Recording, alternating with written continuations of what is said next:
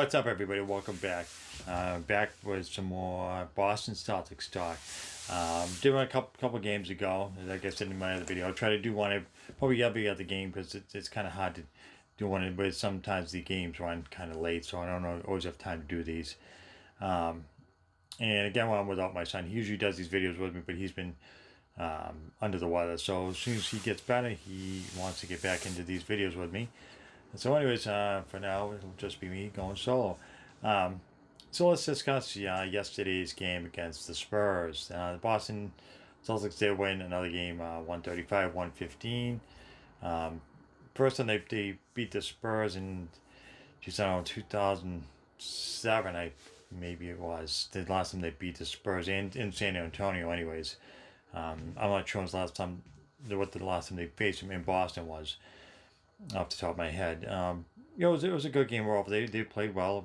Once again, they really surprised a lot of people. I think.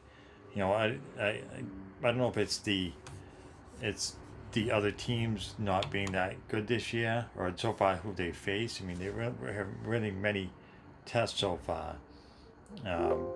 Maybe once they go against L.A. or maybe the Lakers, anyways, or the Clippers. I'm not really sure. A lot of teams aren't that Golden State's not that good this year. I mean, they've been kind of had a lot of injuries, so I think a real test will be coming up. So it's good. Like they got Jaylen Brown back. He had a great game. He had 30 points. Walker, I think, added 25 more. Tatum was pretty steady. I forget, he scored 15 points or so. They did unfortunately lose Hayward. I guess fractured his hand. They even said what the extent of the injury is. Hopefully it's not severe, because he's really been unbelievable every game so far this year. They really looked so different than the last couple of years. So it's really unfortunate that they get hurt. Hopefully it's nothing that requires surgery.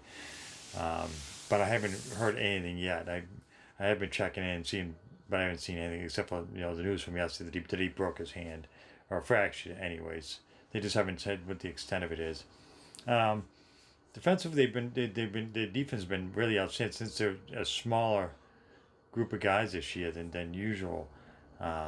Williams he's getting a little bit better playing center, but he's still shows inexperience at times. Smart and Grant Williams, they really seem to be defensive really quite well.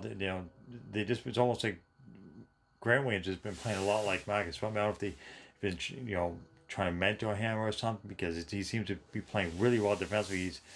He's really done well for a kid who's just a rookie. You can tell by the amount of minutes he's getting every game. Brad Stevens is getting him into every game. At some point, and it's really showing. So they won the last two games. I'm not sure. I think they go against the Dallas Mavericks next, and I forget off the top of my head who is after that.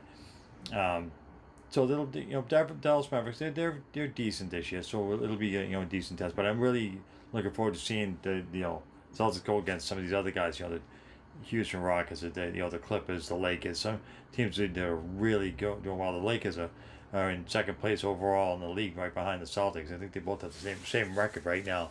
So it'll be interesting to see how they do when they finally, have a game against the Lakers. Kind of gauge where they're at this season. But so far, I think they've surprised a lot of people. They've done better than what I was expecting. Again, it could be the teams that they're facing. I'm not sure, but they think it's 7-1 now, 7-1 or 8-1. It is still pretty impressive for a young team, a team that's undersized for the most part defensively, anyways.